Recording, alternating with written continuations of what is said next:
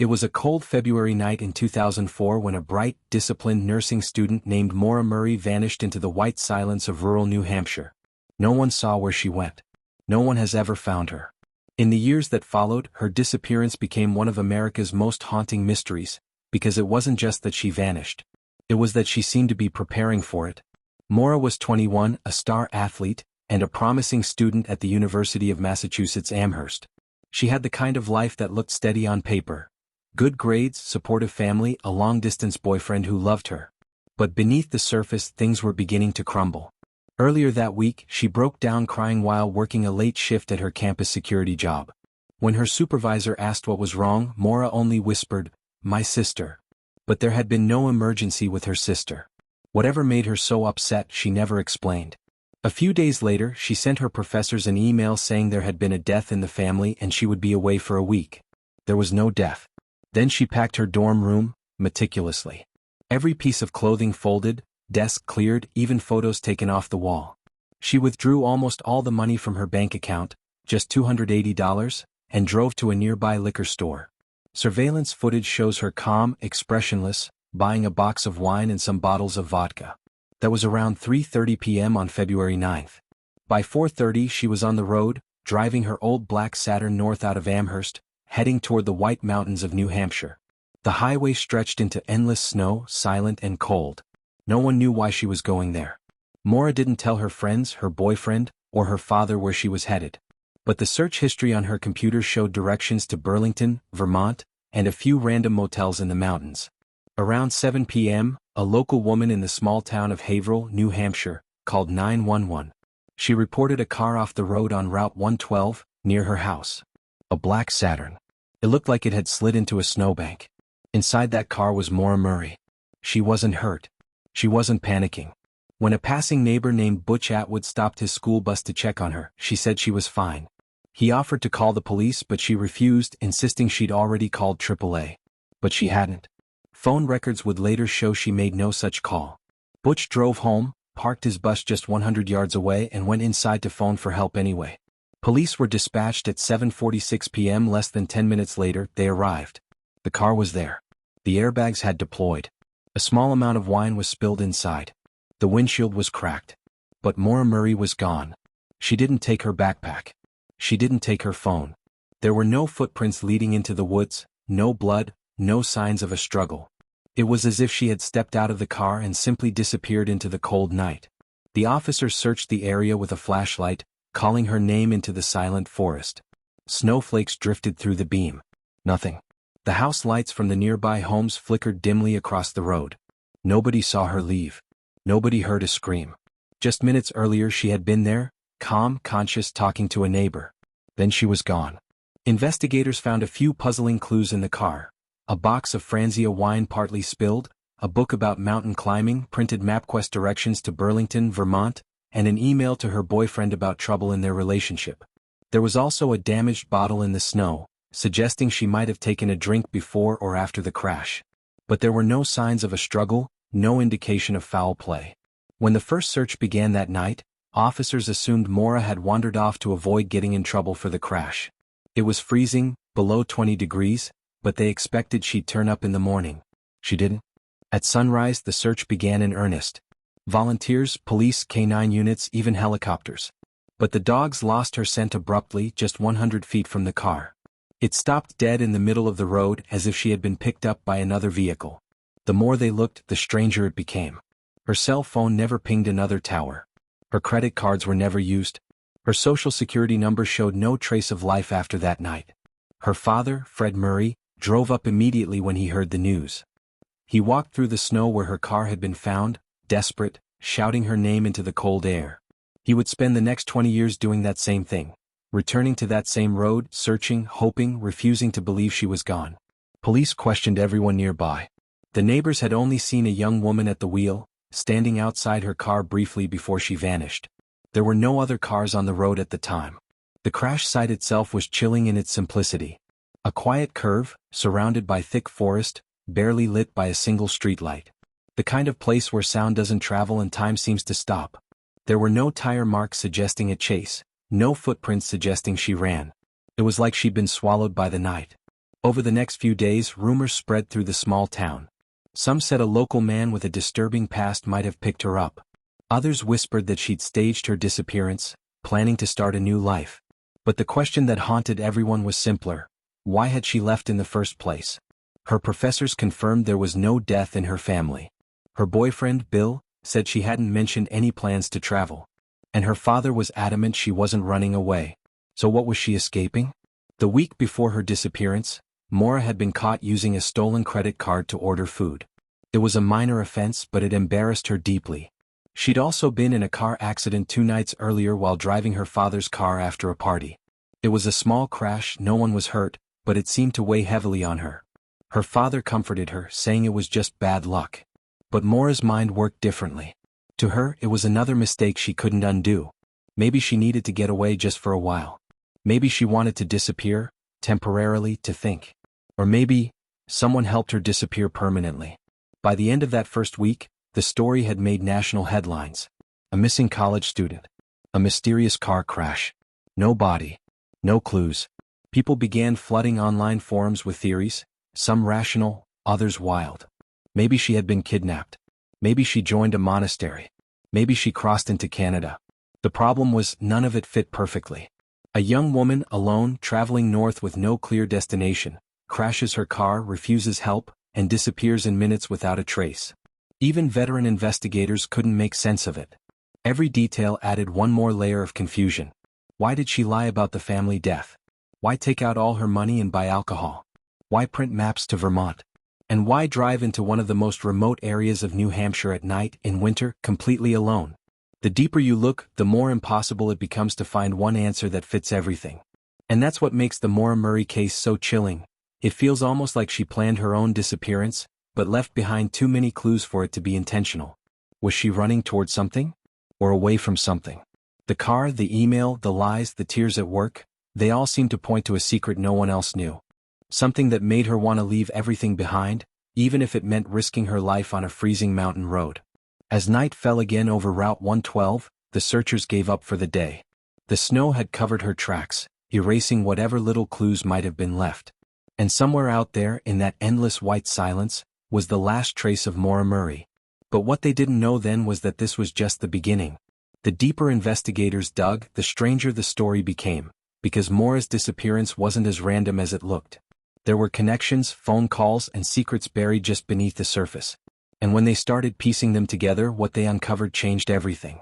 If you're intrigued by this mystery and want to uncover the hidden layers of Maura Murray's disappearance, make sure you're subscribed right now, because in the next part, we'll go deeper into the events leading up to that night, the clues that reveal who Maura really was, and the shocking reason she might have been running.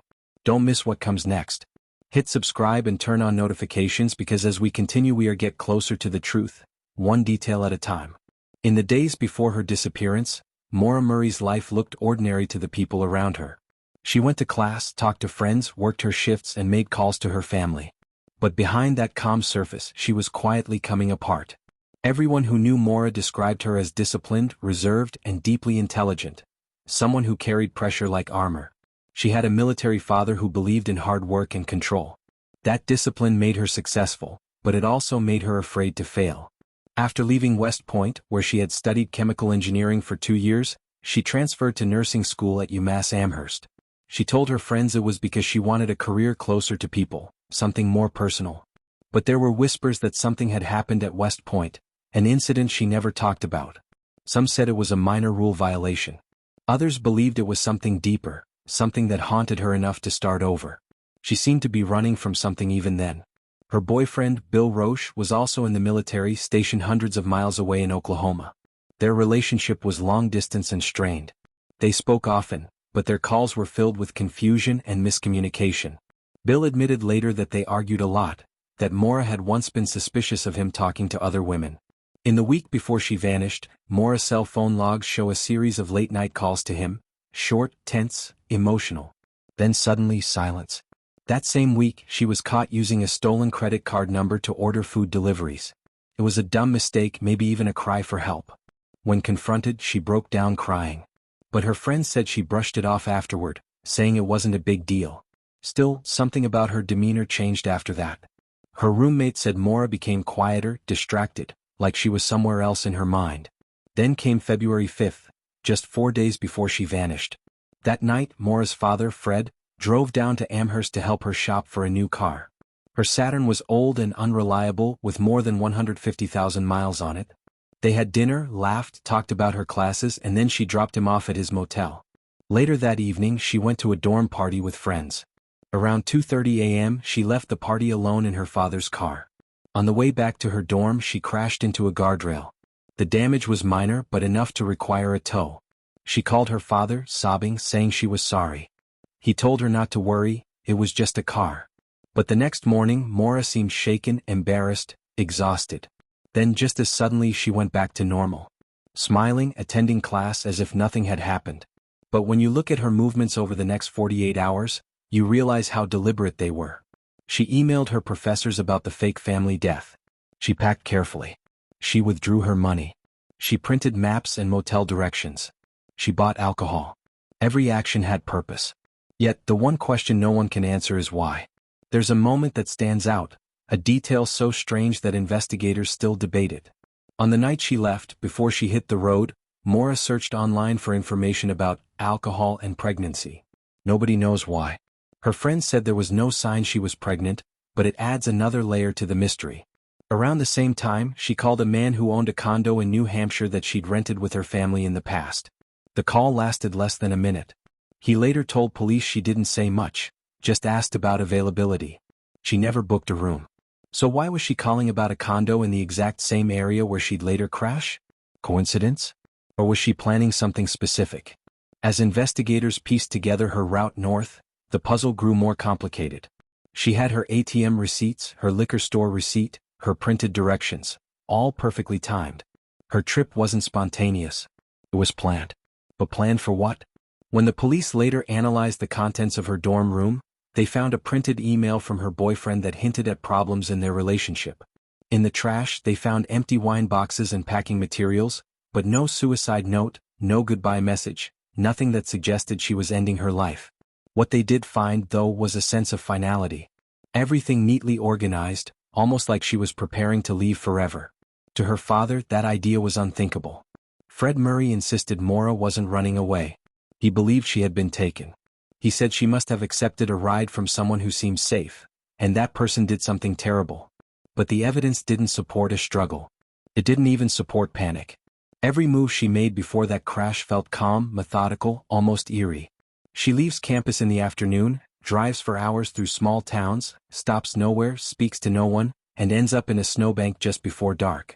Then there's that final conversation, when Butch Atwood, the school bus driver, found her. He said she didn't appear drunk. She wasn't crying or frantic. Her demeanor was quiet, polite.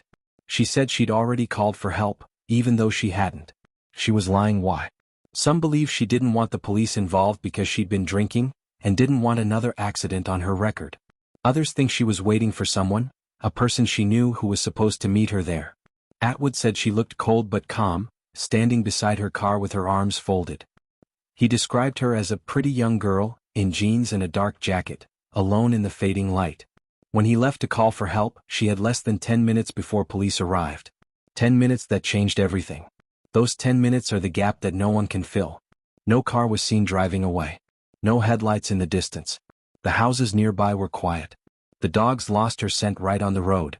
If she got into another vehicle, the timing had to be exact. And then there's one more strange detail, the rag stuffed into the tailpipe of her Saturn. Her father said he'd told her to use it that way once to stop the car from smoking, since it had exhaust issues. Police wondered if she was trying to make the car stall intentionally to fake a breakdown. But that theory never fit cleanly either. It's as if the night itself was conspiring to erase her trail. By the time investigators realized how serious the situation was, precious hours had already passed. Snow was falling, erasing footprints, masking evidence. Maura's friends called her phone again and again. No answer. Her boyfriend Bill called, and it rang once before going straight to voicemail. That single ring would haunt him for years. When police searched her dorm, they noted something odd. Her favorite stuffed animal was missing. So was her birth control. Some took that as a sign she wasn't planning to die, but to start fresh somewhere new. Fred Murray, meanwhile, was furious at what he saw as a slow, inadequate search. He begged for more resources, for helicopters, for cadaver dogs. The local police insisted they were doing all they could. But small-town departments don't have the manpower for massive missing person operations. 4 days, volunteers combed the woods, knocking on doors, searching every outbuilding and frozen stream. Nothing.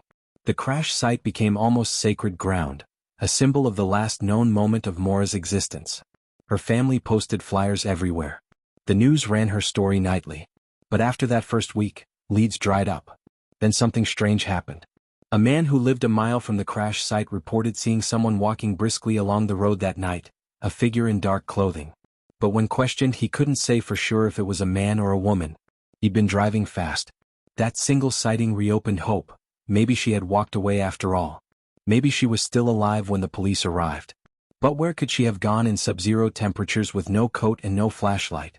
Some online sleuths believe she might have taken refuge in an abandoned barn or an empty vacation cabin nearby. Others think she made it farther down the road, maybe to a small store or rest stop. But no one ever reported seeing her. Her disappearance wasn't just baffling, it felt impossible. Every logical theory fell apart when faced with the evidence. Either she ran and hid perfectly in 10 minutes, or someone picked her up without a single witness noticing. Her father refused to stop searching. He went door to door, retracing her last route, asking everyone the same question. "Did you see my daughter?" Each time the answer was the same. No one did. And yet, Fred swore he could feel her presence out there in those woods, as if the answers were buried beneath the snow waiting to be found. The story of Maura Murray had now crossed from tragedy into legend. The internet exploded with theories, suspects, and timelines. But in the end, every path led back to that lonely stretch of Route 112. Because something about that place, the quiet, the isolation, the timing, didn't feel random.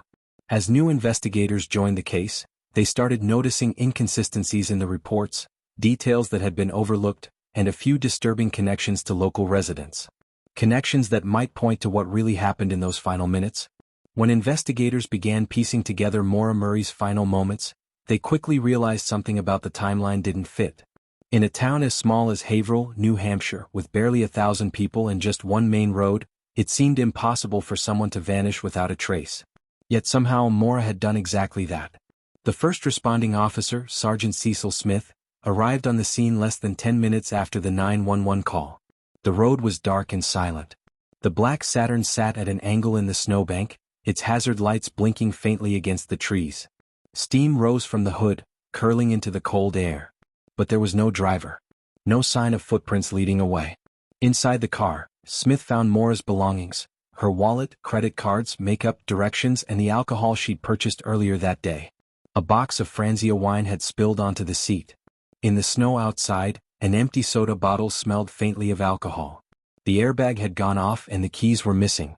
It looked like she'd stepped out for a moment and never returned.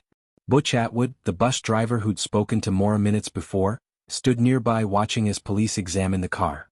He told them she had seemed calm and refused his help, claiming she'd already called for assistance. He said he thought she might have been drinking, but not enough to seem disoriented. Another neighbor, Faith Westman, who made the original 911 call, said she saw what looked like someone walking around the car, possibly smoking a cigarette. Her husband, however, said he couldn't be sure. Those were the last people to ever see Maura Murray alive. As the search expanded, the contradictions began to pile up. One resident reported seeing a dark SUV parked nose-to-nose with Maura's car around 7:45 p.m., right around the time police arrived. But Sergeant Smith said he was driving an SUV that night, so maybe that's what the witness saw. Others, however, swore they'd seen a different vehicle entirely. The timeline was a mess of overlapping stories and missing minutes. The neighbors described a brief window of visibility, 7 to 10 minutes between the crash and the arrival of police. Within that window, Maura vanished completely. Search dogs later followed her scent from the car up the road, but it stopped abruptly as if she had gotten into another vehicle. That's when investigators began to suspect she'd accepted a ride from a passing driver. But if so, who was it? The area was remote with little traffic at that hour. Locals described it as a place where you could drive for miles without seeing another car. The odds of a random Good Samaritan passing by right after the crash were low. That led to a chilling theory: what if the person who picked her up wasn't a stranger? The police quietly began looking into people who lived nearby. One name stood out: a local man with a troubling reputation who lived less than a mile from where Maura's car was found. His house was close enough that he could have seen or heard the crash. When questioned, he denied any involvement. He claimed he'd been home watching television that night. But later, his stories changed slightly, small inconsistencies that made investigators uneasy. Still, there was no evidence linking him to Maura's disappearance. No DNA, no witnesses, nothing solid. Just rumors. Meanwhile, Maura's father, Fred, became increasingly frustrated. He believed from day one that his daughter had been abducted, and that the police weren't doing enough. He begged for state assistance, for the FBI to step in for a wider search. But because Maura was an adult, the initial assumption was that she had left voluntarily. That assumption would haunt the investigation for years. For weeks, the search teams combed the woods with dogs, helicopters, and snowmobiles. Hundreds of volunteers came. They found nothing. No clothing, no footprints, no blood, no trace of life. Then, the theories began to spiral. Some people said she might have died of exposure, wandering off into the forest and collapsing in the cold. But if that were true, her body would have been found. The search radius extended for miles. Not even a shred of fabric turned up. Others suggested she had staged her disappearance, starting a new life somewhere else. Maybe she had crossed into Canada. Maybe she had a secret plan to vanish. But how could she have planned such a perfect escape in 10 minutes, in freezing weather, with no money, no ID, and no one waiting for her? Fred Murray rejected the runaway theory outright. He said Maura had plans, goals, and no reason to disappear. He was sure she'd been taken. Then came the phone call. 2 days after she vanished, Maura's boyfriend Bill was at his dorm when his phone rang. The caller ID showed Maura's number. He picked up, and heard nothing but soft breathing. Then a click. The call disconnected. When traced, it came from a calling card center in Haverhill, the same area where she disappeared. To Bill, it was proof she was alive. To police, it was another dead end. That brief, silent call only deepened the mystery. As months passed, the case began to draw national attention. Online forums exploded with amateur detectives, each convinced they could solve it. Some pointed fingers at locals. Others built timelines minute by minute, matching phone pings, traffic logs, and weather data. The problem was, the more people looked, the more contradictions appeared. One theory suggested Maura had met up with a man she knew from West Point, a secret boyfriend or confidant who helped her disappear. Another claimed she was pregnant and had gone into hiding. Investigators followed up on every lead. None panned out. Even stranger, a local rumor surfaced years later about a house near the crash site.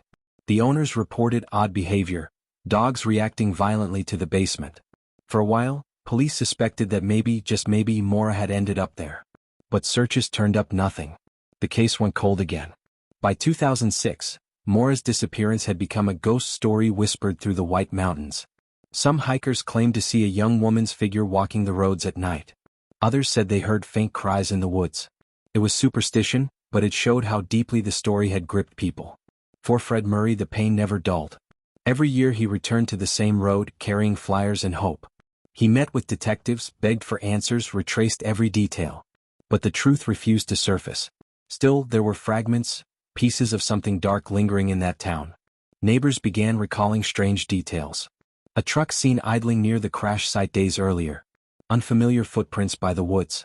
And most unsettling of all, whispers that certain residents had been questioned multiple times but never charged. By now, even the investigators themselves seemed haunted by the case. They'd been over every inch of ground, every phone record, every witness statement. Nothing made sense. And yet, one clue stood out, something so small most people ignored it. When police first searched Maura's car, the driver's seat was pulled far forward, too far for her height. It suggested someone shorter might have driven it last. Was that because she'd been in another crash earlier? Or did someone else move it after she disappeared? That tiny, overlooked detail reignited questions. What if she hadn't crashed alone? What if someone else had been in the car with her, someone who left before police arrived? The theory spread online like wildfire. Supporters pointed to the missing keys, the rag in the tailpipe, and the calmness she showed to Butch Atwood. It was as if she knew help was already coming, but not from the police. Was she meeting someone? The possibility chilled even the most logical minds. Maybe she wasn't running from trouble at all. Maybe she was running toward someone she trusted, someone who promised safety, but brought danger instead. Every year that passed added another layer of myth. Documentaries, podcasts, online sleuths, all obsessed with that 10-minute window. But then, new technology breathed life back into the case. In 2017, forensic experts tested samples from the car, hoping for DNA, but time had wiped most of it away. Around the same period, police revisited the properties near the crash site, including one rumored to have been suspicious back in 2004. Ground-penetrating radar showed irregularities beneath the floor, leading to speculation that something, or someone, was buried there. But after excavation, nothing was found. The case refused to give up its secrets. Maura's family, desperate for closure, began to consider possibilities they'd once rejected. Maybe she had left voluntarily. Maybe she had fled from something none of them understood. Her sister Kathleen later admitted she had struggled with addiction and had confided in Maura days before the disappearance. Could that phone call have triggered the breakdown her co-workers witnessed? No one knows. Every possible explanation circles back to the same haunting silence. A young woman on a lonely road, a car left behind, a small window of time, and a void where answers should be. 18 years later, the road where she vanished still feels frozen in time. People drive past slowly, almost reverently, knowing something terrible happened there. A small blue ribbon tied to a tree marks the spot, fluttering in the wind like a question that won't die. But beneath all the theories, one truth endures. Someone out there knows what happened. Someone remembers that night differently than they've told the police. Because disappearances like this don't happen without help. And if you look closely enough, if you trace every second, every decision, every sound in the dark, you start to see the outline of a story, one that's not about a runaway but about a cover-up. What if Maura never left Haverhill at all? Nearly 2 decades have passed since Maura Murray vanished on that cold February night, and still the question lingers like a ghost. What really happened after that crash on Route 112? Over the years, investigators, journalists, and thousands of internet detectives have chased every theory imaginable.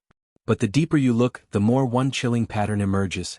Every lead seems to circle back to the same small patch of road, the same narrow slice of time, as if the truth has been trapped there all along. One of the most disturbing theories suggests Maura never made it far from where her car stopped. Some locals believe she was taken within minutes, possibly by someone familiar with the area. Haverhill is the kind of place where outsiders stand out, but where locals know every back road, every dirt path, and every house that doesn't show up on GPS. If someone had wanted to make her disappear, they would have known exactly how. In the years after her disappearance, investigators quietly revisited several homes near the crash site. One in particular drew attention because search dogs had once alerted near the property. For years, rumors spread that something hidden, something terrible, might be buried there. When police finally searched with ground-penetrating radar, they found an anomaly beneath the floor. Hope surged. Maybe after all these years they'd found her. But when the floor was dug up, nothing was there. Just cold dirt and silence. Still, something about that property and others nearby kept drawing suspicion.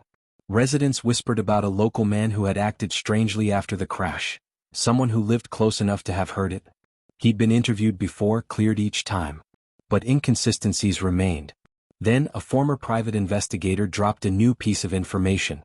He claimed that a witness once saw a man walking near the crash site that night, holding what looked like a flashlight, disappearing into the woods. That detail was never officially confirmed. But if it were true, it would change everything. Could Maura have left her car willingly, following someone she thought was there to help? Maybe she wasn't running from police or from her life, but toward what she believed was safety. But safety that night may have been a trap. Searchers scoured those woods again in 2024, marking the 20th year since she disappeared. Still nothing. It's as if the forest swallowed her whole. And so, the case lives on in that eerie middle ground between tragedy and legend. Some believe she's alive somewhere, living under another name. Others are convinced she met someone dangerous that night, and that person is still out there, quietly carrying the weight of a terrible secret. Her family continues to fight for answers. They hold vigils every February, standing by the same patch of road, candles flickering against the snow. They never call it an anniversary, they call it a reminder.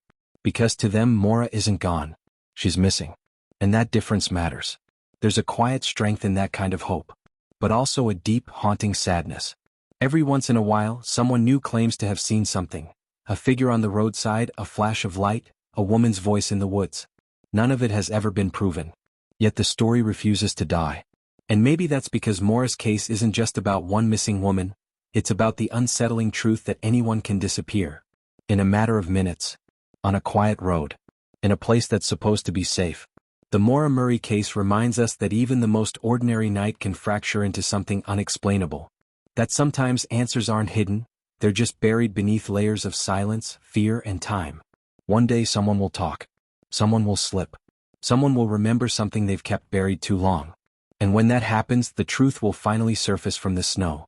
Until then, Route 112 will remain what it's always been. A stretch of lonely asphalt carrying a question that refuses to fade.